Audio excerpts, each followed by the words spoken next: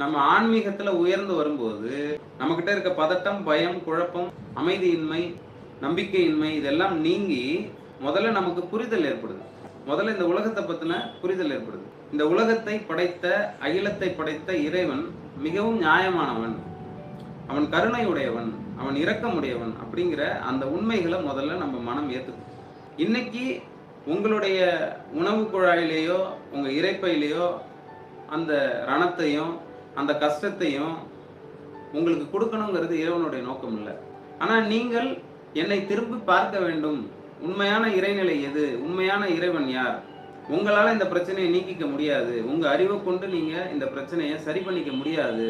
அந்த அடிப்படையில தான் நீங்க நிச்சயமா பல மருத்துவங்கள் பார்த்துருப்பீங்க, பல இடங்களுக்கு போயிருப்பீங்க. நம்ம எந்த அளவு நம்ம அறிவை கொண்டு முயற்சி பண்றோமோ அந்த அளவுக்கு அந்த நோய்கள் வளர்ந்துகிட்டே போறத நிச்சயமா எல்லா மனிதர்களும் ஒரு காலகட்டத்துல உணர்ந்தே தீருவாங்க.